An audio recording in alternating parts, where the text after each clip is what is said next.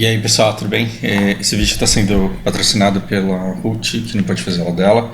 Aliás, eu vou ler uma mensagem aqui para vocês. Oi, pode parecer desculpa de quem quer fugir do marido, mas estou com uma terrível dor de cabeça. Tomei remédio para deitar um pouco, tadinho. Então, patrocinados pela Ruth, a gente vai ter essa conversa. E eu estou bastante tocado pelo feedback que vocês estão me mandando, e eu vou tentar responder o máximo que eu puder. Eu decidi que hoje a gente vai falar sobre diferentes tipos de território, embora esteja aberto para falar sobre outras coisas, inclusive o próximo vídeo, eu sei que ele vai causar bastante desconforto. Mas se tem uma coisa que eu faço bem é prometer vídeo e não entregar e não fazer, e vamos lá.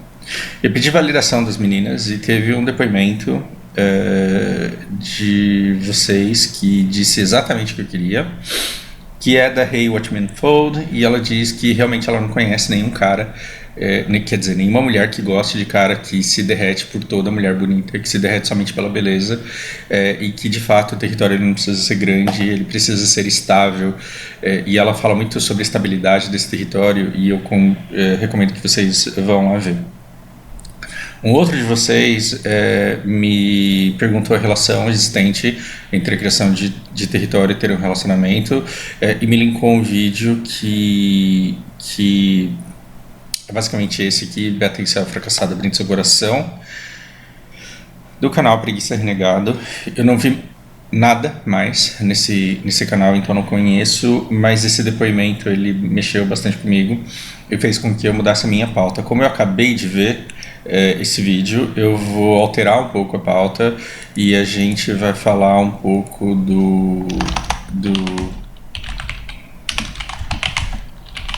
Parece que tá errado esse leader aqui, mas tá certo mesmo, tá? É com antigo inglês britânico, a Leader of Tears, e sobre você ser um fardo, né? Sobre um fardo para a sociedade. Então a gente precisa muito ter essa conversa, porque o que eu quero é tirar um pouco do peso que vocês estão sentindo nessa vida de incel, e ver se, claro, sem competência, embasamento nenhum para isso, somente com a minha boa vontade e de bom coração, eu quero vir aqui tentar tornar a vida de vocês mais leve, agregando um pouco da minha experiência pessoal. Olha que engraçado. Então vamos lá, eu não entendi direito o que esse território ele tem a ver com conseguir um relacionamento amoroso. Bem, é difícil, você me fez uma pergunta difícil. Território. É interessante como a gente nasceu fudido pela Disney e por todas as histórias de romance, principalmente as meninas, mas os caras também, nessa ideia de que o amor supera tudo e que você ou ama de verdade, ou você é craque ou você não é, né? Então ou você ama de verdade ou você não ama. Então ou você é comprometido ou você é um filho da puta. E isso é bem zoado. Vocês devem estar se perguntando por que o ar está mais puro na China, mas é porque a gente mudou de cidade aqui. E eu digo que esse negócio de que o amor supera tudo, ele é uma grande falácia, é uma grande besteira, é uma grande mentira, porque o amor, ele primeiro é um sentimento muito abstrato, que é uma coisa diferente para cada pessoa. O que é poesia, gente? O que é poesia sobre amor? Poesia é a arte de se expressar através das palavras. A arte de se expressar através das palavras. Se o amor ele fosse uma coisa objetiva, você teria a lei do amor, por exemplo. Assim como você tem a lei da gravidade, assim como você tem teoremas, e você tem teorias, e você tem a fórmula de não sei o que. Se o amor ele fosse uma coisa exata, teria alguém que teria descrito exatamente o que o amor é e o assunto estaria resolvido, porque o amor seria isso daí que a pessoa está falando. Você concorda que a aceleração da gravidade ela não muda de acordo com o clima no dia? É uma coisa exata, e se você já teve alguém que descobriu e outras pessoas que vieram depois e validaram, então não tem mais o que se discutir sobre o assunto. Por que é que as pessoas continuam falando sobre o amor e esse assunto nunca esgota?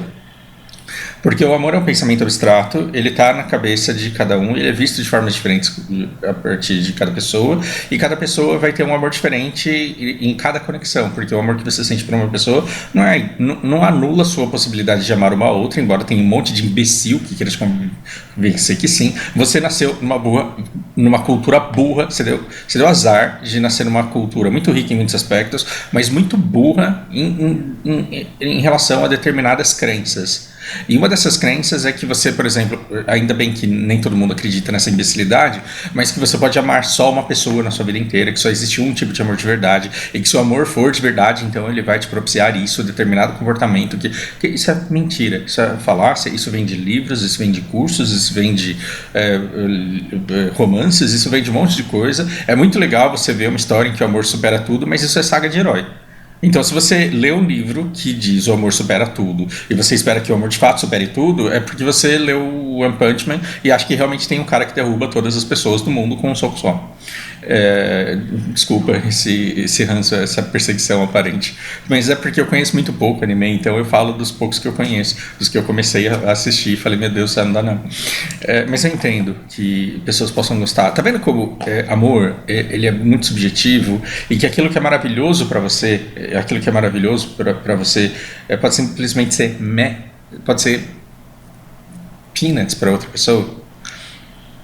Uma coisa que eu acho muito engraçado sobre ciúme, e a gente pode falar sobre ciúme em conversas posteriores, pelo menos da experiência que eu tenho, quando uma mulher se apaixona por um cara, e eu acho que vice-versa, né? Quando uma mulher se apaixona por um cara, ela tem motivos para se apaixonar por ele. Então, de todos os homens que existem, ela olha para esse cara e fala, não, é esse que eu quero. É esse que eu quero, por quê? Porque ela vê como um cara especial que tem determinados atributos. E aí ela acha que é impossível que outras mulheres não enxerguem esses atributos. E ela acha impossível que uma outra mulher olhe pro cara que ela escolheu, que faz ela suspirar, que faz ela perder a cabeça. Ela acha impossível que outra mulher olhe para esse cara e não sinta exatamente a mesma coisa. Então ela passa a ter esse ciúme virtualmente de todo mundo. Isso se ela for meio boinha.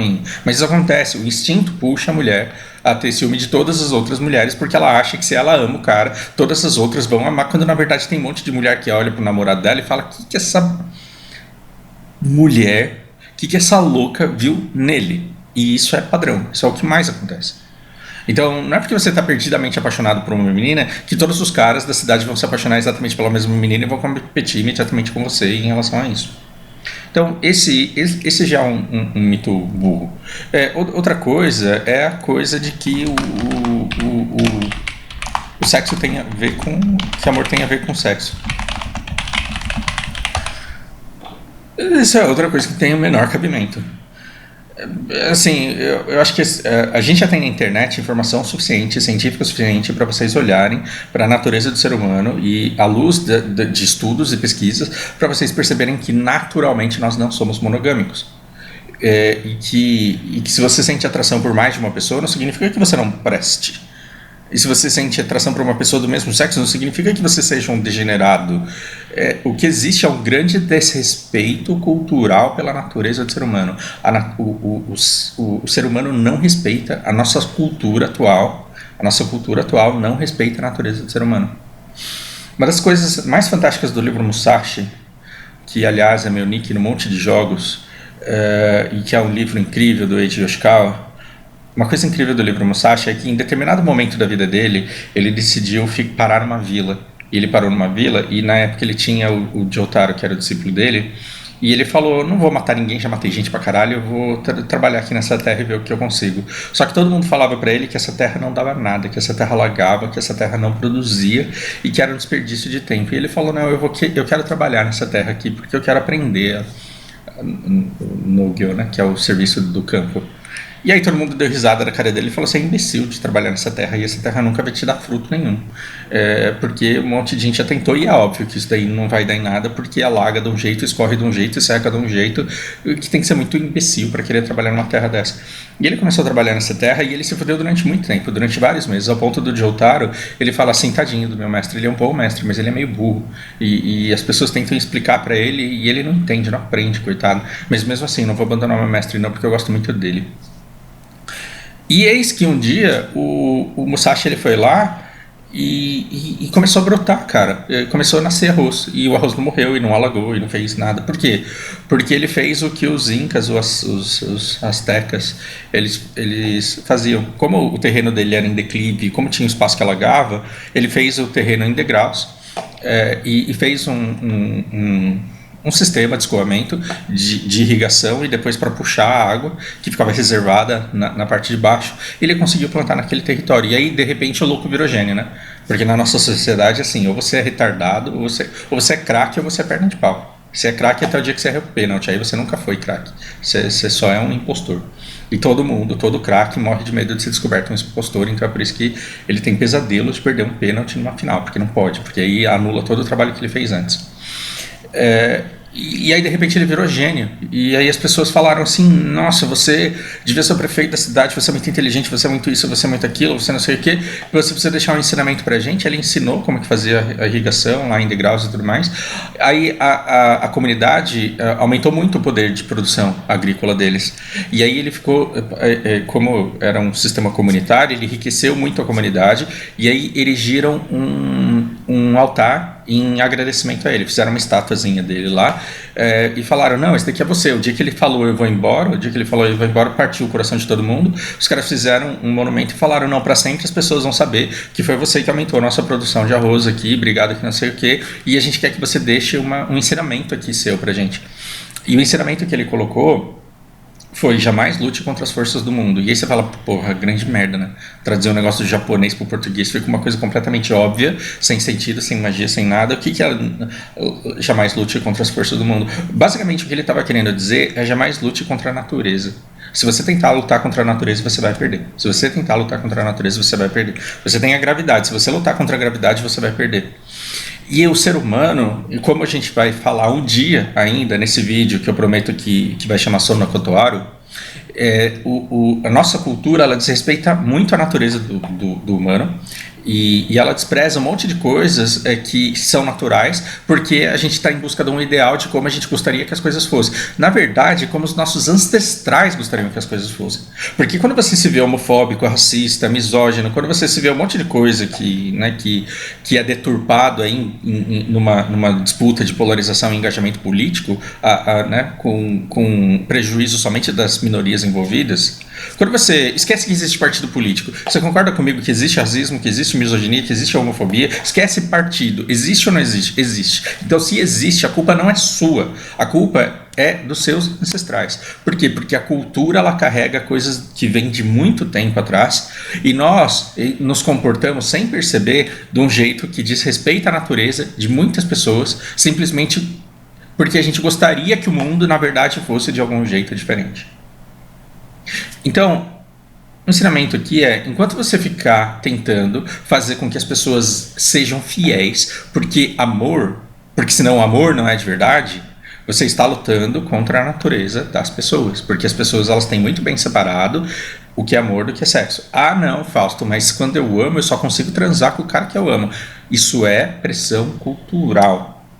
É porque você está tão marcado pela cultura, o seu medo de ser vista como vagabunda, o seu medo de ter o seu amor de verdade desrespeitado e não reconhecido. O seu medo, ele é tão grande que corta completamente o tesão que você tem por outras pessoas. Mas se você não tivesse nascido na cultura que nós nascemos, primeiro, você não teria problemas, você não se sentiria nojenta, puta, culpada, vagabunda, de sentir atração por um cara que não é aquele que você ama de verdade, e o seu amado não ficaria dormindo completamente inseguro, dizendo: meu Deus, eu não posso arrumar uma namorada porque senão eu corro o risco de ser traído. Então, assim, o risco de ser traído do incel, ele nada mais é do que uma pressão cultural. Enquanto ele está dizendo que não tem que lutar por direitos, não tem que lutar para mudar o pensamento da sociedade, porque os homens, eles são vítimas. Os homens, eles são vítimas. Eles são vítimas dessa necessidade que eles acham que eles têm de fazer com que as mulheres sejam fiéis a ele, porque se elas não forem fiéis sexualmente a eles, ele não a mulher, ele não tem valor algum como homem. Então, a alegria, como diz o Karnal, a alegria da ovelha é quando o lobo pega a ovelha do lado, porque naquele dia não foi ele. Então a alegria do incel é escutar uma história de um cara que se fudeu e foi traído por uma mulher. Pra quê? Pra ele falar: porra, ainda bem que eu não tenho mulher mesmo, que é pra não correr esse risco. Nesse dia não fui eu, então eu prefiro continuar desse jeito que tá do que ser um corno desses aí. Por quê? Porque toda mulher é vagabunda.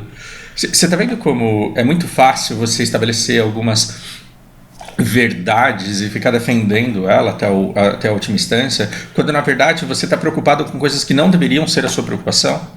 A sua preocupação ela deveria estar no tipo de relacionamento que você tem com uma pessoa e o pacto que você faz com essa pessoa a respeito de como o relacionamento de vocês vai ser e o quão leal os dois são a esse pacto. Então, quando houver um descumprimento daquilo que foi combinado, aí você tem um problema que é seu com a pessoa e a sociedade não tem absolutamente nada a ver com isso. Então, se um dia eu combino com a minha parceira que a gente vai ter um relacionamento aberto, semi-aberto, aberto de um lado, fechado do outro, aberto. Entende? O dia que a gente estabelecer determinadas regras, se eu deixar de viver aquele pacto que eu quero viver com quem eu estou, porque eu tenho pressão da sociedade me chamando de qualquer coisa que seja, chamando ela de qualquer coisa que seja, a gente vai deixar de viver o amor como ele é para nós. E o amor é uma coisa diferente para cada pessoa. Senão você não teria infinitos autores escrevendo sobre o amor de infinitas maneiras. E se você não for burro o suficiente ao ponto de achar que amor é uma coisa só, você nunca vai ler um só livro sobre amor e dizer, não, esse cara tá viajando porque amor não é isso. Você nunca vai ser burro de fazer um negócio desse, de desperdiçar uma obra que fale sobre amor. Você vai falar, caraca, olha que legal, existe um amor como esse aqui, que é diferente do meu, que é diferente do outro livro que eu li, que é diferente do outro filme que eu assisti, que é diferente do outro livro que eu li. E mais importante do que histórias, superproduções de Hollywood, senta com um velho e escuta as histórias de amor deles. Isso daí é uma história que eu aprendi. Isso é um ensinamento que eu quero deixar para vocês quando eu morrer. Lembra que eu falei que eu posso desaparecer e que não fazer nenhuma falta? Se tem uma coisa que eu gostaria de poder ensinar para vocês, é que escutar idosos na praça jogando dominó é uma fonte de histórias, às vezes, muito mais ricas do que Hollywood, porque Hollywood conta histórias que não são reais. E, às vezes, quando você conquista a confiança de uma pessoa de mais idade, ela começa a te contar absolutamente tudo a respeito da vida dela, e a vida dela é real. Foram percepções reais. Foi o mundo visto pela perspectiva dela. Então, quando você pergunta para um senhor de meia idade, quando você pergunta para uma senhora de meia idade, ou de idade, que o Alzheimer ainda os permita contar para vocês como foi a vida deles, você tem depoimentos de amor de verdade. E a pessoa ela não vai se abrir com você se ela tiver medo de ser traída e de ser exposta. Mas se ela confiar em você o suficiente, ela vai compartilhar histórias de amor, de frustração, de insegurança, de ódio, e aí você vai falar, caramba, existem amores como esse que são diferentes do meu, que são diferentes daquele outro senhor, que são diferentes daquela outra senhora. E aí você vai falar, nossa, o amor é uma coisa riquíssima, porque nós estamos num mundo onde cada indivíduo é um universo único a ser explorado de acordo com o set dele, com os atributos que ele spawnou, né, a genética dele, mais todas as experiências de vida, somado com a cultura que foi embutida na cabeça dele e todas as transformações que ele conseguiu fazer através de iniciativa, de estudo, de reflexão. Todas as pessoas são muito ricas. E aí você vai entendendo que amor é uma coisa que não tem nada a ver com o que as pessoas esperam que seja, e que toda essa discussão de como os homens deveriam ser e como as mulheres deveriam ser, isso são as pessoas olhando o terreno do Musashi e falando assim, a água devia subir, a água não devia parar ali não, a água não devia fazer essa poça aqui. As pessoas estão tentando mudar a natureza somente de acordo com as expectativas dela. Eu meio que já dei uns 20% do vídeo, porque quando os japoneses eles falam Sonakotoaro, eles estão dizendo assim, esse tipo de coisa existe. Você quer uma coisa que frustra mais, que indigne mais, que te deixe mais puto do que uma pessoa pegando uma arma, entrando numa escola e metralhando todo mundo, e depois saindo e dizendo, matei mesmo. Por quê? Porque eu quis. Não dá vontade de pegar essa pessoa e esfregar a cara dela no asfalto, até ela se arrepender, mas ela não vai se arrepender, porque ela é psicopata. Então você tem que ir no Google, você tem que ir no YouTube, você tem que começar a estudar a patologia e você tem que ver o que é psicopatia, o que é um psicopata, como funciona o cérebro dele. Tem cura, tem remédio, tem tratamento, dá pra segurar, dá pra prender o cara antes dele fazer uma barbaridade dessa. Aí quando você entende o que é um cérebro psicopata, quando você entende a quantidade de incidências que existe disso no mundo, você fala assim, Naruhodo, Sonakotoaro, esse tipo de coisa existe. E quando você fala esse tipo de coisa existe, você está dizendo, cara, não dá só porque você quer votar num candidato para que ele acabe com os psicopatas da sociedade. Isso existe. Então, se tem um cara dizendo para você que se ele for eleito ele vai acabar com a psicopatia e vai acabar com a traição, como tem um monte de pastor aí dizendo que o dia que ele for eleito ele vai salvar a família, Isso é de uma burrice, de uma desonestidade absurda, porque quando na sua vida que se um pastor ele for eleito, ele vai defender e salvar a família tradicional brasileira, sendo que a família tradicional brasileira é como algumas pessoas da sociedade gostariam que a natureza humana fosse, só que a natureza humana é uma coisa diferente, completamente diferente de tudo que essas pessoas gostariam que essa natureza fosse. E é por isso que a Bíblia está errada em muitos quesitos, e a maneira como ela foi manipulada em muitos quesitos é errada. Isso não significa que Deus não exista. Deus pode estar num lugar aí que a gente não consegue alcançar porque ele não quer ser alcançado, e tudo que se diz sobre ele é uma grande mentira que culmina na geração de grande poder para aqueles que conseguem se colocar como porta-vozes de Deus, porque ele pode te cobrar o quanto ele quiser, ele pode te privar de transar com quem ele quiser, e ele pode cobrar dízimo no percentual que ele quiser, dízimo de 20% aí. E você vai falar, nossa, pelo menos eu estou sofrendo nessa vida, mas pelo menos eu estou garantindo o meu pós-morte. Pois é. Então, pera, eu estou fugindo, como eu sempre faço, do assunto do vídeo. Se o amor ele não supera tudo, porque isso é um mito, e se o amor ele não tem a ver com sexo, o que pode fazer com que eu tenha um relacionamento duradouro, estável com alguém? E aí as minhas respostas são: primeiro você tem que ter comprometimento, você tem que querer, porque senão isso não vai acontecer. Então não importa se eu sou bom ou ruim, não importa se eu sou uma alma boa ou uma alma má, em 2012, se você me oferecer um relacionamento estável, é claro que eu não vou querer, porque eu não estou no momento de querer isso. E a minha desonestidade estava em algumas vezes dizer que eu queria para conseguir aquilo que eu estava afim. Então sim, não prestei, e fui cruel e fui errado com muita gente ao dar a elas a esperança de ter um relacionamento, sendo que claramente eu não queria. Posso ir pro inferno por isso. Você tem que estar no momento em que você queira buscar isso. E aí depois você precisa de coisas essenciais como compatibilidade, respeito e admiração. Uma vez eu li um livro, e agora eu não vou lembrar, mas a esclerose está batendo, a idade está batendo, estou esquecendo cada vez mais.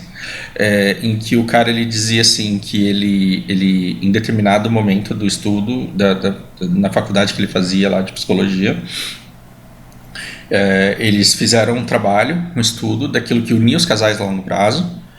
Estudaram muitos casais que se separaram, muitos casais que não se separaram, começaram a buscar traços em comum desses casais, e chegaram a uma conclusão. E depois eles fizeram uma aposta. A gente vai pegar uns 50 casais aleatórios, a gente vai estudar o comportamento deles e a gente vai dizer para vocês quais aqueles que têm a maior probabilidade de durarem ao longo do tempo e qual aqueles que têm menor probabilidade de durar ao longo do tempo. Gente, isso daqui não é uma receita de bolo, pelo amor de Deus, não achem que o negócio é simples desse jeito, mas eu quero que vocês entendam esse raciocínio. O fator principal, chave do estudo desses caras foi a admiração.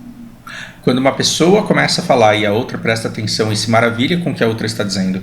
Quando uma pessoa começa a fazer alguma coisa e a outra começa a olhar com admiração e falando, caralho, que cara foda, que mina foda, olha que legal, olha as coisas que ela diz, olha as coisas que ela posta, olha as coisas que ela faz, olha o estilo de vida que essa pessoa tem. Quando existe encanto, esse encanto, a não ser que seja de expectativas burras e vazias, ele vai ser baseado em admiração. E onde há admiração, há uma grande probabilidade de que todos os dias você queira renovar esse relacionamento, porque você quer continuar tendo contato com aquela pessoa. Ou você segue algum youtuber que você não gosta só porque você não está fazendo nada. Não, você vai eventualmente seguir as pessoas que você mais admira, porque você vai querer tê-las próximas a você. Então, o cônjuge também. Admiração. Sexo é essencial? É extremamente importante, mas é completamente essencial. É muito menos do que admiração, muito menos do que respeito, muito menos do que comprometimento e infinitamente menor do que compatibilidade. Não estou dizendo que o relacionamento sobreviva sem sexo. Ele pode sobreviver com tudo isso e ter sexo em outro lugar, por exemplo. E aí você vem e xinga essa pessoa de desonesta, de filha da puta, de não sei o quê, quando na verdade isso é um efeito da sua carga cultural, e se você desprezasse essa parte, você poderia ter um casal perfeito, que poderia ser um parceiro pra vida, ele tá junto pra tudo, até que chega uma hora que você perde o interesse. Mas você precisa de compatibilidade. Compatibilidade. O que é compatibilidade? Compatibilidade é um negócio muito complexo, mas é basicamente olhar para o mundo e enxergar as mesmas coisas. É basicamente respeitar a opinião do outro e respeitar a visão do outro, ter admiração pela maneira dele enxergar o mundo e falar, eu quero viver uma vida que é compatível com a tua. Isso aqui é um exemplo besta de tudo mesmo. Eu conheci inclusive eu cito ela aqui nesse canal, e ela não está aqui, nesses casos que eu citei. Isso daqui são exemplos de território. Não, ela é essa aqui, ó. Porque aqui eu coloquei uns exemplos de território e coloquei uns exemplos de incompatibilidade aqui para vocês verem. Então, eu tenho essa pessoa aqui que é a Sushi Lover, e a gente dava certo num monte de coisas, a gente pensava igual a respeito de um monte de coisas. Isso quando eu comecei a transicionar para um momento da minha vida em que eu comecei a cogitar a possibilidade de me relacionar de maneira firme com alguém. E aí eu gostei muito dessa menina e a gente estava conversando e ela falou assim, olha, se tem uma coisa que eu amo, é comida japonesa. E ela trabalhava, ganhava bem, independente, trabalha até hoje, independente até hoje. Casou, tá super feliz, vai ser mãe. Ela falava assim, cara, eu tenho uma grande paixão na minha vida e essa paixão nunca vai mudar. Eu adoro comida japonesa e é religioso, é um ritual sagrado. Todo fim de semana eu como comida japonesa. E aí eu fiquei pensando assim, falei, não, você tá brincando. Mas eu vou ter que ir junto? Ela falou, caralho, claro que você vai ter que ir junto. Em todas as outras refeições da semana a gente come o que você quiser, mas uma vez por semana eu preciso que a gente vá no restaurante sushi. E aí eu falei, cara, a admiração que eu tenho por ela, o carinho que eu tenho por ela não resistiria a essa incompatibilidade, porque eu jamais desperdiçaria uma refeição todo fim de semana comendo alguma coisa que eu não gosto. Não é que eu não gosto, eu acho legal, mas eu acho que, como eu sou satisficer, tudo que eu como tem que ser extraordinariamente do jeito que eu gosto. Vai ter gente aí me xingando de privilegiado, mas as coisas que eu gosto, às vezes elas são simples. Às vezes é arroz com gobô ali, aquela bardana, sabe? E cenoura refogada. Às vezes eu como aquilo e, cara, aquilo é maravilhoso pra mim. E se você falar assim, não, mas a gente vai no rodízio de sushi que custa 200 pau, essa sua comida aí de arroz com bardana e fio de frango e cenoura custa 10 reais, você tem certeza que você não quer trocar? Eu pago pra você. Eu falo, não, eu prefiro aquilo que eu gosto. Isso é uma incompatibilidade que é uma pedra no sapato. Essa pedra no sapato ao longo do tempo desgasta. Ao longo do tempo desgasta, por quê? Porque todo fim de semana eu teria algum momento da minha vida em que eu falaria, cara, eu podia estar gastando muito menos dinheiro, sendo muito mais feliz com aquilo que eu como, e eu poderia estar fazendo outras coisas com esse tempo que não indo num restaurante. Ela não mudaria para sempre? Não sabemos. Eu não mudaria para sempre? Também não sabemos, mas estou disposto a começar um relacionamento onde eu já não tenho compatibilidade, onde eu já começo com uma pedra no sapato? Porque você concorda que a atração sexual com o tempo ela muda? Eu costumo dizer assim que o homem ele sempre começa muito mais empolgado, ele começa muito no alto, e a mulher assim geralmente, tá? Eu tô falando em linhas gerais, uma visão bem preconceituosa, não estou falando da sua vida, mas a mulher ela começa numa linha muito mais baixa de interesse pelo homem em si. Então, como a mulher ela morre de medo de ser iludida, comida largada, como a mulher ela morre de medo de ser usada e esquecida, como a mulher ela tem um monte de neuras e de inseguranças, ela sempre vai molhando o pezinho e vendo no que vai dar, enquanto o cara, quando ele quer, ele já quer muito. Então ele começa num nível muito alto, num nível quase de servidão, geralmente. E a menina ela começa aqui bem devagar. Só que a mulher, ela é encantada por experiências em comum, pela construção de uma vida juntos. A mulher ela vai valorizar, não as transas mais maravilhosas também, dependendo da mulher, mas ela vai valorizar os dias em que você saiu do trabalho para cuidar dela que ela estava doente, nos dias em que você deixou de fazer uma coisa que você queria porque ela queria muito fazer alguma coisa, o museu que vocês visitaram juntos, a coisa chata que vocês fizeram juntos, o rolê errado que vocês fizeram juntos, mas acabaram se divertindo. Toda essa construção que para o homem geralmente não vale quase nada, porque você me perguntar dos lugares que eu fui, das coisas que eu fiz, dos eventos que a gente teve, muitos deles eu já esqueci, e data especial para mim não significa muita coisa, mas a mulher ela vai vivendo exatamente a mesma coisa que você e ela vai construindo coisas diferentes da que você está vendo. Então, empatia para entender o nível da pessoa, o nível de engajamento, o nível de comprometimento, o nível de encantamento, o nível de respeito da pessoa, também é necessário. E você vai falar, mas eu não tenho isso, não tem porque nunca praticou. Nunca praticou. Por quê? Por que você nunca praticou? Por medo de errar, por medo de ser traído, porque você acha que uma traição de uma mulher ela invalidaria o seu valor como homem, quando na verdade isso é cultural, isso não é natural. Você está indo contra a sua natureza. Eu vou dar um outro caso, que é da... essa menina, ela era vencedora. Ela era aquela menina de vida corporativa que você fala, puta que pariu, você ganha mais do que eu, você é respeitada, você tem uma carreira meteórica, você, parabéns, você deu certo na vida, né? Aquela pessoa que deu certo. Pessoa extremamente desgastada, cara. Extremamente desgastada. Todo dia acordava cedo para tentar ir na academia, nunca conseguia, porque estava sempre muito cansada. Ia trabalhar, chegava lá na Big Four que ela trabalha, e ralava. Aí chegava às 6 horas e falava, então vou ter que ficar mais. Aí chegava 8 e meia, 9 horas, falava, então não terminei ainda. Aí chegava exausta em casa, 10 e meia da noite, falando, cara, não aguento fazer mais nada, eu vou dormir para acordar amanhã. E isso era de segunda a sexta. Chegava no fim de semana, tinha trabalho para resolver, tinha as coisas para fazer no sábado, que era compra, arrumar casa, que não sei o que. E domingo precisava ficar com a mãe, porque a mãe era o dia dela de cuidar da mãe que estava doente, e que tinha irmãos dela durante todos os outros dias da semana, mas que precisava dela no domingo. E aí você olha para isso e fala, cara, uma menina batalhadora, tão esforçada, tão isso, tão aquilo, ela merece que você se sacrifique por ela. Em teoria sim, mas se sacrificar por essa pessoa no início não é o problema é querer isso pro resto da vida. E assim, será que eu quero uma pessoa... E aí você conversa com ela, ela tem tesão pelo trabalho dela. E onde que ela se vê no futuro? Ela se vê como partner. Então assim, se ela tá no meio da escalada, ela quer trucar ainda mais, ela quer chegar ainda mais, porque é isso que dá tesão na vida dela. E ela quer também algum companheiro para dividir a vida com ela. Prestem atenção, porque essa pessoa, ela resolve o problema dela quando encontra esse cara aqui. Ela é muito feliz, por sinal. Então, eu estou misturando a história de duas pessoas e formando uma única história. Isso não deixa com que as coisas sejam em verdade. É simplesmente porque eu não quero que ninguém se sinta reconhecido, não quero expor a vida de ninguém. Ok? Acompanhe essa história comigo. Olhem para minha agenda aqui. Ó. Quero que vocês olhem muito bem para minha agenda. Essa é a agenda da vida que eu sempre quis. Então... eu posso acordar tarde, exceto alguns dias aqui em que eu abri a sessão. Eu trabalho quando eu sou mais produtivo, que é geralmente à noite. Trabalho na hora do almoço e eu tenho tempo livre durante o dia. Eu gosto disso, eu aprendi isso no Japão. Por que isso é legal? Porque quando eu vou nos lugares, as coisas estão abertas. Quando eu quero, ninguém vai ao banco mais, mas quando eu quero ir no shopping, quando eu quero ir numa loja de peça de carro, quando eu quero comprar uma roupa, quando eu quero fazer qualquer coisa... Quando eu quero ir numa repartição pública, quando eu quero buscar uma consulta, ir no dentista, quando eu quero fazer qualquer coisa, os meus tempos livres, eles estão em clusters aqui de horários em que eu consigo viver. E às vezes eu gosto tanto do aluno que eu vou lá e coloco ele nos horários doidos só porque eu não quero perder o aluno. Mas isso é temporal e a gente tende a mudar ao longo do tempo. E eu tenho as minhas paixões, então eu coloco aula de russo aqui, aula de chinês aqui tarde da noite. Imagina se eu estivesse vivendo com essa menina da vida corporativa. Imagina ela acordando, tipo 8 da manhã quando eu tô dormindo, meu sono mais gostoso, e querendo atenção, só que eu fui dormir 3 da manhã, então não quero levantar pra falar com ela.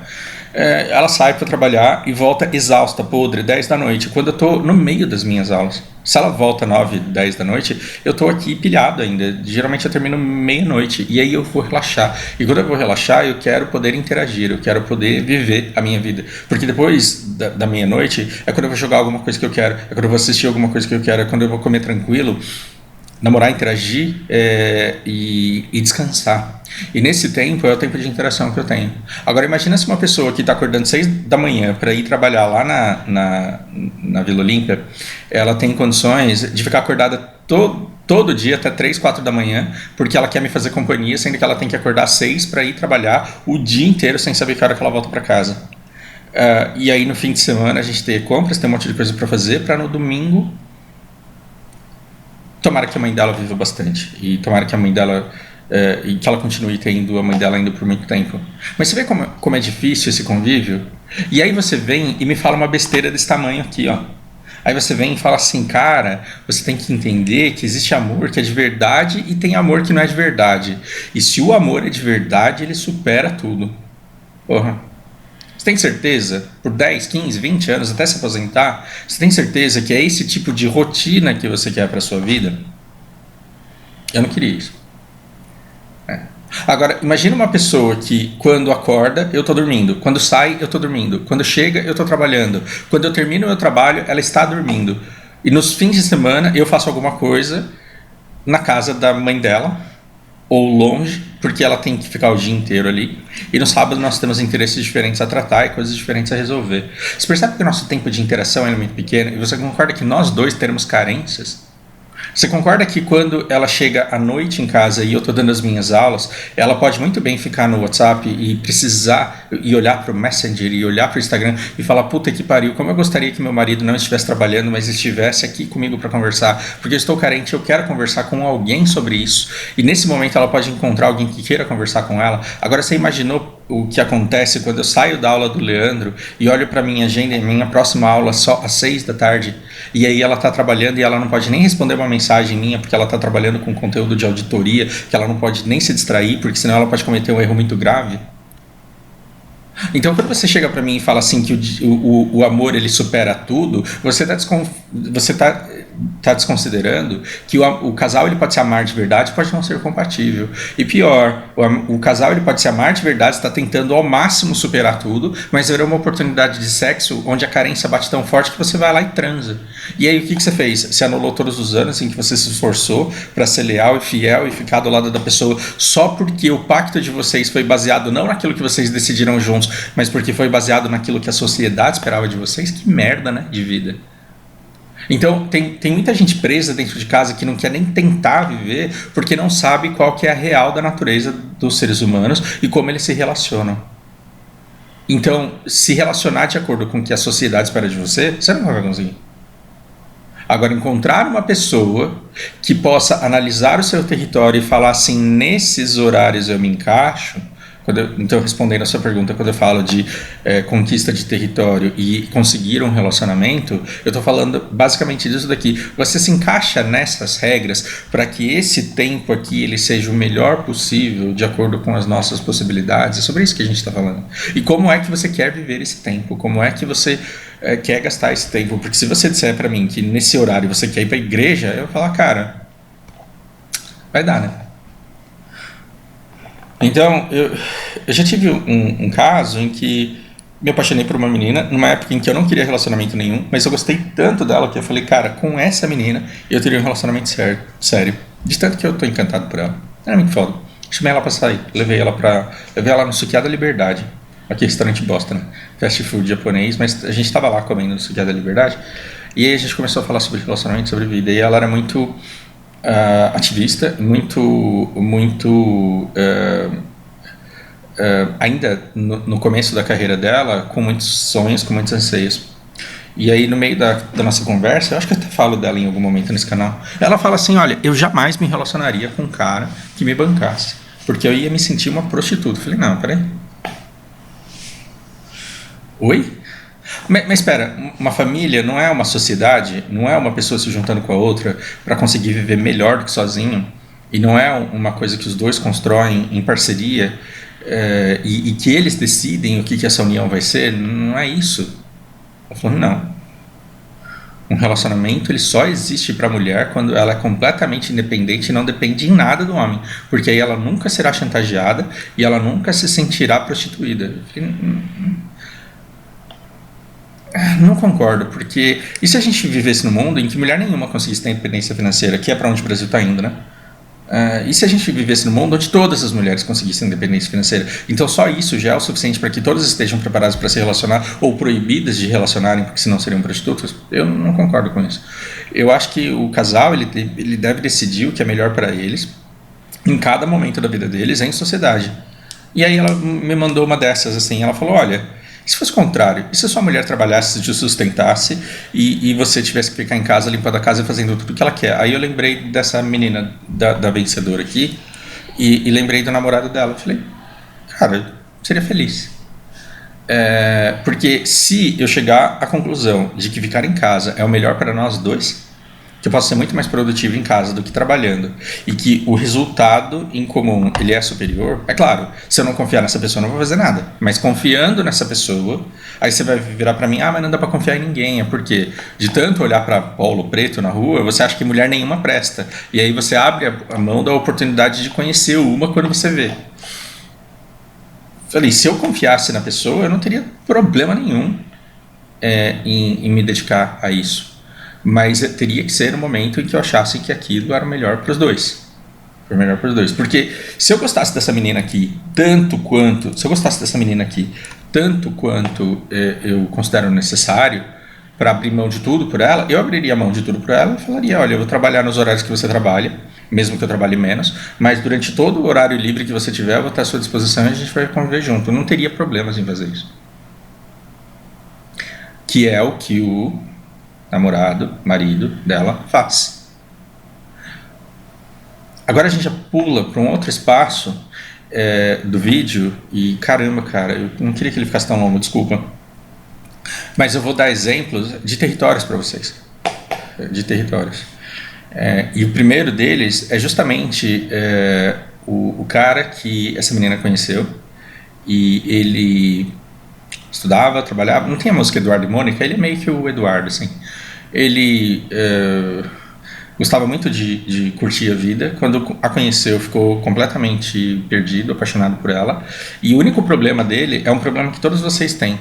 E é um problema que todo o Japão tem. O Japão sofre muito desse problema. O japonês, ele jamais vai dar em cima de uma mulher que ganha mais do que ele. Por quê? Porque é burro, né? Convenhamos, porque é burro, porque é cagão, porque é cuzão. Ele nunca vai dar em cima de uma mulher que ganha porque é uma vergonha ele ter que ganhar menos do que a mulher.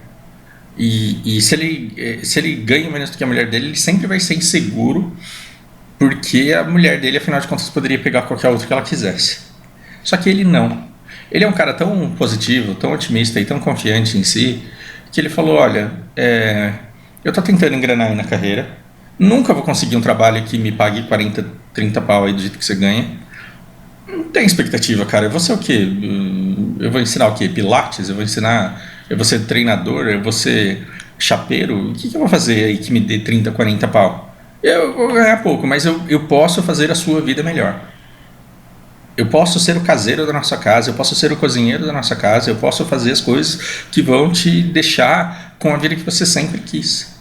E não foi uma proposta que ele jogou para ela assinar, porque não foi uma prestação de serviço.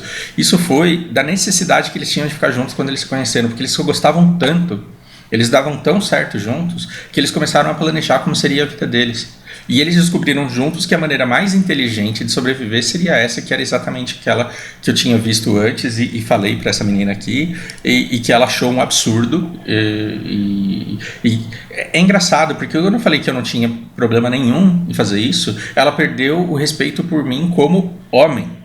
Ela falou: não, você tá viajando, isso não é um comportamento de homem. Mas, de novo, é as pessoas com essa porra dessa família tradicional brasileira querendo cagar regra em como que a vida de cada um tem que ser, quando na verdade cada um tem a sua própria natureza e tem que ter a sua própria vida. Então pensa como a menina que queria ser independente, ela perdeu oportunidades na vida de pessoas que realmente gostaram dela e que poderiam dar para ela uma vida como eu dou pra Lari, por exemplo. Porque, cara, a Lari, ela já tem muito trabalho cuidando da casa, tendo paciência com a minha irmã e cuidando da bebê, que tá no processo aí de identificação de autismo. A vida dela é muito dura. E assim, se eu quiser que ela trabalhe fora, ela não vai ser uma boa cunhada, não vai ser uma boa mãe, não vai ser uma dona de casa, uma boa dona de casa. E a Lari, ela vive pra mim, ela vive em minha função, ela vive em função da casa, da família. E esse trabalho que ela tem é muito mais difícil do que o meu, que é só de ficar conversando com vocês. Meu trabalho é ficar conversando com meus alunos. Não levanta a bunda aqui dessa cadeira e eu trabalho numa zona de conforto enorme. Então, quando eu olho para o montante de trabalho que ela tem e para o montante de trabalho que eu tenho, a vida dela é muito mais difícil que a minha. A diferença é que, aos olhos da porra da sociedade, o trabalho dela não é valorizado. Ela receberia uns R$1.000 para fazer tudo que ela faz aqui o mês inteiro, enquanto eu recebo 10, 15 vezes mais do que isso. Então, se a gente deixar com que a oferta e a procura da sociedade dite qual é o valor que cada um tem na relação, eu vou ter que lidar com ela como se eu fosse extremamente injustiçado, como se eu fosse um cara otário que está bancando as contas e sustentando uma mulher. Só que como eu consigo reconhecer o trabalho que ela tem, todo o trabalho que ela tem para manter essa casa funcional, exatamente do jeito que eu queria que a minha família fosse, eu falo: cara, tá bom. E o dia que eu ficar doente, você pega essa oficininha que a gente está fazendo aqui e você começa a vender as peças que você faz. E aí eu vou ficar doente com você cuidando de mim e foda-se. Ah, Fausto, mas aí é muito idiota da sua parte acreditar que ela faria isso por você. Você conhece o relacionamento que eu tenho com ela? Ou você está falando da média dos relacionamentos que você viu, frustrados de incel com mulheres, porque eles foram selecionados a dedo para servirem de exemplo, para tentar criar um engano em você, na sua cabeça, de que mulher nenhuma presta. Isso é uma coisa que temos que ver. Então, se você não tem problema nenhum, quer dizer, se você não tem um território, será que esse você não conseguiria? Será que você não conseguiria um território como esse cara aqui? Esse cara aqui, ele trabalhava com segurança e logística. Ele olhava para a cidade de São Paulo e falava assim, olha, tá saindo o executivo daqui, ele vai seguir por esse caminho, e o caminho mais seguro é por esse daqui, e a gente vai seguir esse cara. O trabalho dele era esse, era segurança terceirizada. Então esse cara, ele ficava acompanhando um monte de carros com escolta de executivos e pessoas que pagavam por esse serviço, e ele ficava cuidando dessa logística, e o trabalho dele era uma bosta, porque a empresa dele estava indo cada vez pior, e ele sofria cada vez mais cobrança, e ele tinha cada vez mais benefícios cortados.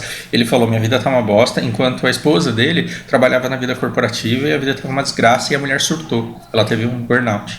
E aí você fala, porra, então é dois fudidos, esses dois estão fadados à necessidade, à fome. Ele falou, não, eu tanco, eu vou cuidar da família, e você vai fazer aquilo que você gosta. E a mulher dele abriu uma doceria. A mulher dele abriu uma doceria. E a mulher dele ficou tão feliz de poder trabalhar longe da vida corporativa que ela começou a estudar e fazer doces cada vez melhores. E as pessoas gostavam tanto dela no trabalho, na cidade, na vizinhança e na comunidade, que ela começou a vender para um monte de gente. Chegou uma hora que ela falou, não consigo fazer mais do que eu faço, porque eu não dou conta de entregar. E o que eu estou gastando de entrega está saindo mais caro do que o lucro que eu tenho. O que ele fez? Ele começou a usar o conhecimento dele para traçar rotas logísticas para que com o transporte adequado a entrega chegasse o mais rápido possível. Então já era um bolo maravilhoso de uma pessoa maravilhosa, as pessoas já compravam porque era ela e não simplesmente porque era o bolo, e de repente esse bolo ele começou a chegar cada vez mais rápido, de maneira cada vez mais eficiente e cada vez mais geladinho, cada vez mais fresquinho, cada vez mais não sei o quê. Por quê? Porque o cara sistematizou tudo que ela tinha que fazer, em que horário para entregar, por quem, em que horário. E aí ele abandonou o emprego dele, que estava infeliz, e hoje basicamente ele gerencia o trabalho dela. Então, aí você fala assim, cara, mas não foi isso que me ensinaram. Me ensinaram que eu tenho que fazer faculdade, depois eu preciso de uma especialização, e depois eu preciso de um mestrado, e depois eu tenho que fazer curso, e depois eu tenho que tirar certificado, e depois eu tenho que fazer curso de reciclagem, e eu tenho que bater meta, porque senão eu não recebo a minha PNL. E aí os dois juntos, eles, em questão de 1 ano, eles já estavam ganhando mais do que eles ganhavam separadamente, trabalhando em seus respectivos empregos. E eu fiquei muito feliz de saber que a pandemia não destruiu o negócio deles, porque as pessoas não podiam fazer festa, mas elas pediam na casa delas, e o trabalho deles continua próspero. Ou seja, quando você me pergunta o que um território tem a ver com um relacionamento, é porque quando você definir qual é o seu território, você vai conseguir definir também os acordos e os pactos de cooperação que você vai fazer com as pessoas que você escolher. E se você tiver admiração, respeito e compatibilidade com essas pessoas, esse projeto pode ser qualquer coisa, como por exemplo, que eu faço questão de falar o nome dele, o César. Ele é um cara que parece muito com o depoimento desse Beta Incel fracassado, abrindo seu coração, desse vídeo aqui que vocês me mandaram. Porque o Beta Incel fracassado, abrindo seu coração, ele tem um certo nível de autismo, ele tem dificuldade de aprendizado, ele sempre sofreu bullying, o que é um pecado, porque poderia ser a Lana daqui 22 anos, poderia ser a Lana daqui 19 anos, porque ela já vai fazer 3, né? Poderia ser a vida da Lana daqui 19 anos, se eu não tivesse identificado, se a Laren não tivesse identificado, se a escola, se a Fono, se as pessoas não tivessem percebido que ela tem condições específicas, elas não agiriam de acordo para que a Lana pudesse receber uma educação específica. E se a gente deixa ela solta, indo para a escola, sem atenção de ninguém, recebendo bullying de todo mundo da escola, e depois quando ela chega em casa a gente bate na criança porque ela é burra e não aprende, porque não está se esforçando, porque não obedece, porque não fica quieta, porque não para na fila, porque não colabora com todo mundo, aí eu estou destruindo uma vida, como muito provavelmente destruíram a vida do Beta Incel fracassado, abrindo seu coração, do canal Preguiçoso Renegado. Em vez de ficar repetindo, eu vou ver se eu colo o link ali na descrição, vamos ver. O César, ele tem esse TDAH e tem um nível de autismo. Bom, estou atribuindo nomes aqui, nem tenho o diagnóstico preciso disso. Mas ele era claramente muito limitado, e ele trabalhava numa padaria, e na padaria ele fazia um monte de cagada, mas gostavam tanto dele que, assim, pessoal, pegava leve com ele. E aí a coisa ela começou a descambar e a padaria começou a crescer e já não cabia ele naquela estrutura onde você não pode errar mais, senão você começa a perder cliente. Isso poderia ser o fim da vida de uma pessoa, porque ele poderia ser mandado embora e ele podia estar com a vida arruinada. O que aconteceu? O dono da padaria tem um sítio em Mogi. E aí ele pensou, eu tô pagando caseiro lá, tô pagando caseiro em Mogi pra ficar tomando conta do negócio, e o cara curte a casa muito mais do que eu, que vou lá uma vez por ano, eu vou colocar o César lá pra tomar conta do negócio. Pegou o César, levou ele pra Mogi, ele começou a trabalhar de caseiro, e ele falou assim, mas eu não consigo trabalhar de caseiro não, porque eu não sei limpar a piscina. O cara falou, não tem problema, eu vou contratar alguém e vou colocar ele para te ensinar a limpar a piscina. Você tem vontade de aprender? Tenho. Então, o cara vai vir aqui quantas vezes for preciso, até você aprender e até você não precisar mais dele. Então, ele imaginava que ele ia contratar o cara para ensinar ele umas 5, 10 vezes. Precisou de uma vez. O cara foi uma vez, ensinou, ele aprendeu. E tanto era a vontade dele que ele falou, não, isso daqui eu consigo tirar. Não consigo entender Bhaskara, não consigo entender trigonometria. Mas isso daqui de limpar a piscina, cara, isso daqui para mim é fácil. Aprendeu. Então ele tinha o salário do caseiro, ele cuidava da casa, morava na casa, limpava a piscina, e ele ficou tão bom de limpar a piscina que ele começou a fazer o quê com os vizinhos? Oferecer trabalho. Quando ele falou, eu posso usar o equipamento que você comprou, que você tem aqui na casa, para oferecer limpeza para os vizinhos,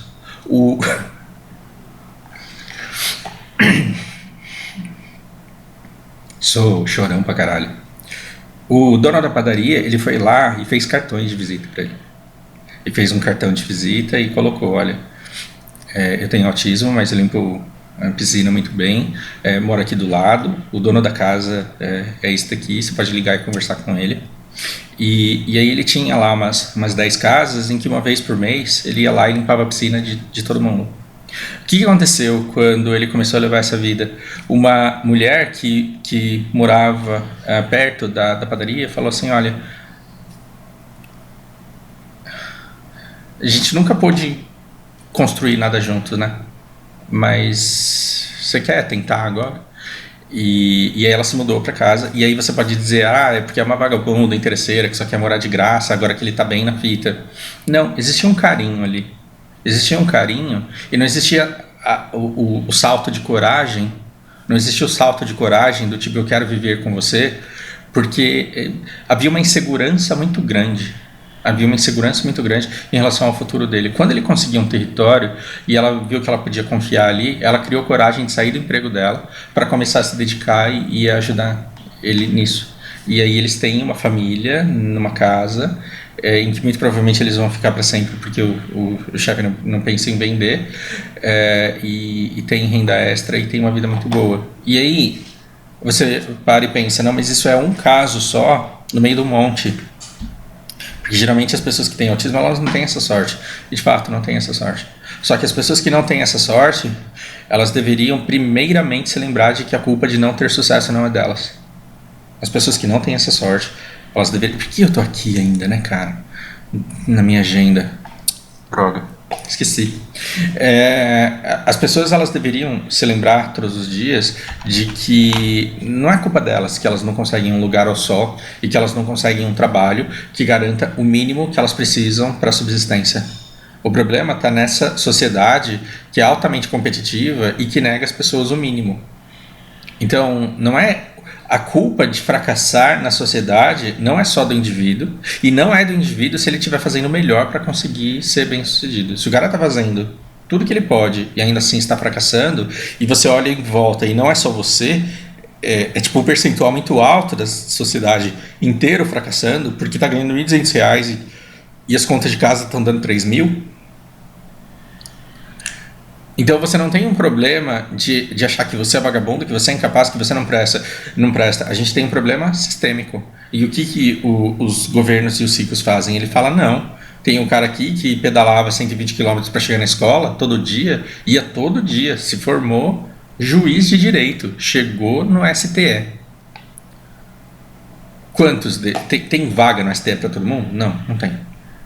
Então não é porque existe um cara que vira o mais rico do mundo, que todo mundo pode ser o mais rico do mundo. Então, se você está olhando para a sociedade e tem um monte de gente fracassada igual você, você deveria não se sentir humilhado por também fracassar e olhar em volta e falar, olha, eu não posso ser o Elon Musk, mas eu posso ser o César. Eu posso provar que eu mereço confiança de alguém e eu posso conseguir um trabalho, não que me deixe rico, mas que atenda as minhas necessidades e que eu possa fazer alguma coisa em troca por isso e que eu possa remunerar isso de acordo.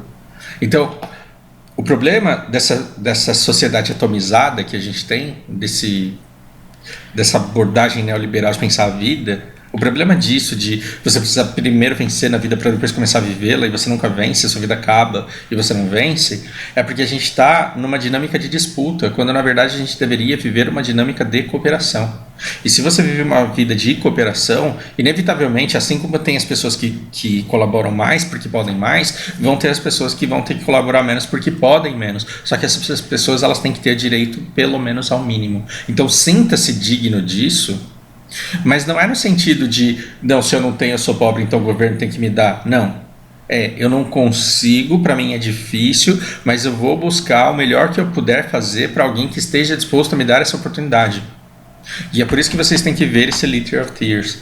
Porque o pai da menina, da protagonista, que teve esclerose múltipla numa época que a gente não tinha tratamento para isso, ela começou a se degenerar muito rapidamente. O pai dela falou assim: eu jamais vou aceitar a pensão da Seguridade Social, porque eu não quero me tornar um fardo para a sociedade. A vida inteira eu trabalhei, os problemas da minha filha eu vou conseguir resolver.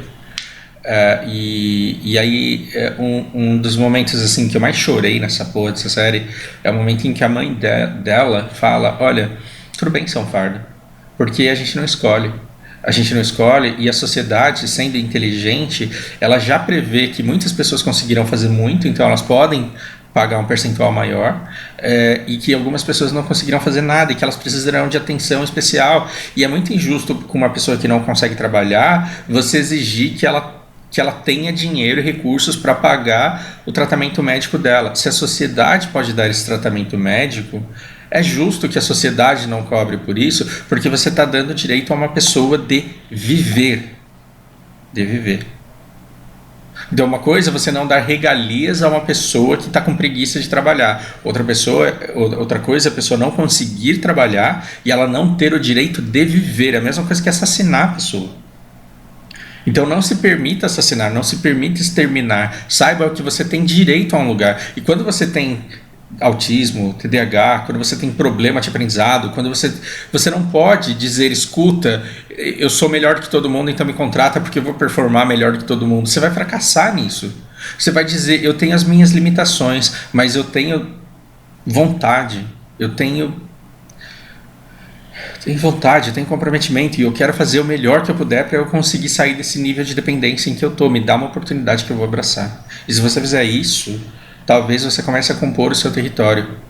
Não sou eu que estou falando, não. Vocês comentaram aqui, o território ele não precisa ser grande, desde que ele seja seguro, estável, desde que a mulher ela sinta que isso não vai mudar da noite para o dia só porque uma bunda mais gostosa apareceu, porque uma mulher mais jovem apareceu, ou porque outras opções melhores. Quando você firma um pacto e quando você tem comprometimento e quando você confia na pessoa, se você não for um burro desse que não consegue admitir a natureza humana, porque você está carregado de uma cultura imbecil que mente para você a respeito da cultura humana, você pode discutir inclusive os anseios sexuais de cada um e ver se você chega no meio termo sem que ninguém se sinta traído, porque existe uma coisa muito mais importante do que a fidelidade sexual, que é a lealdade que você tem com uma pessoa.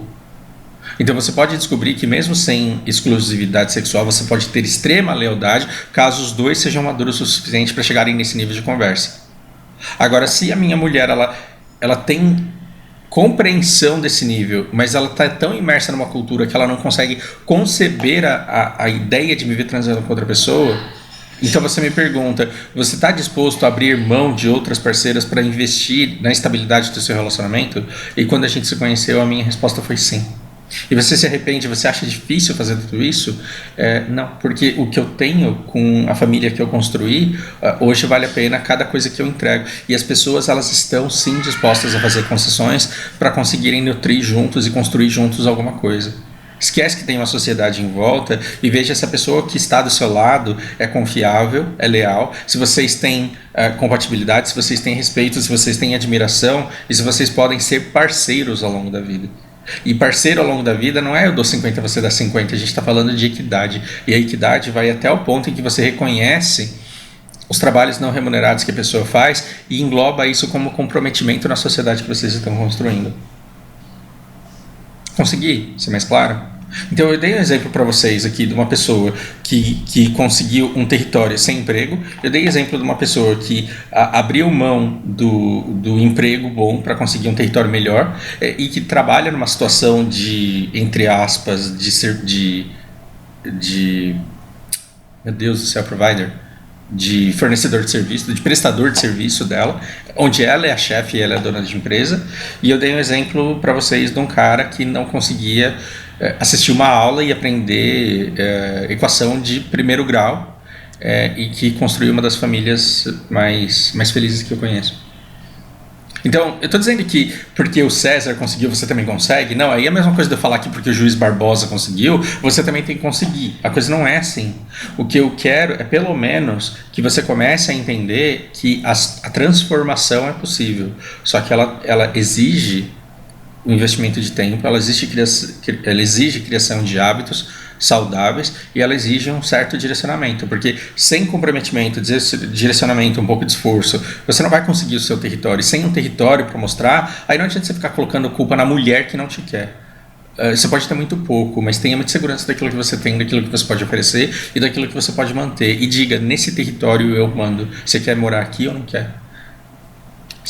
Eu mando não no sentido autárquico da coisa, no sentido de isso é o que eu tenho para te oferecer e a gente pode jogar dentro dessas regras e ver o que a gente pode conseguir de melhor com isso.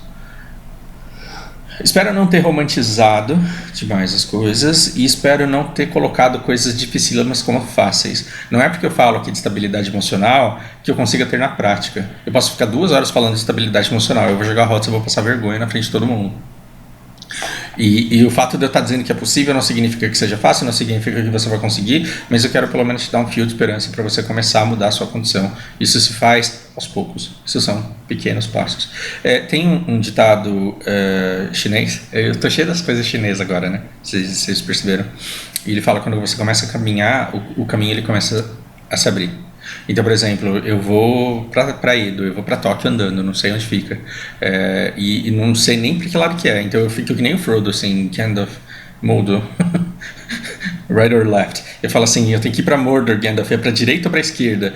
E você não sabe, mas à medida que você anda, o caminho ele começa a se abrir. Ele começa a se abrir, você vai tomando decisões, e só lá na frente você olha para trás e fala que nem o Steve Jobs falou assim, quando você olha para trás você consegue ligar os pontos. Você começa a falar, foi esse sofrimento aqui, foi essa lição aqui, foi esse fracasso aqui, foi tudo isso que eu vivi que me trouxe aqui onde eu tô. E pelo menos você vai estar muito mais longe do que o lugar onde você estava antes, sentado, porque você tinha medo de começar a andar.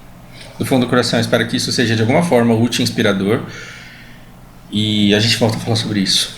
Um grande abraço.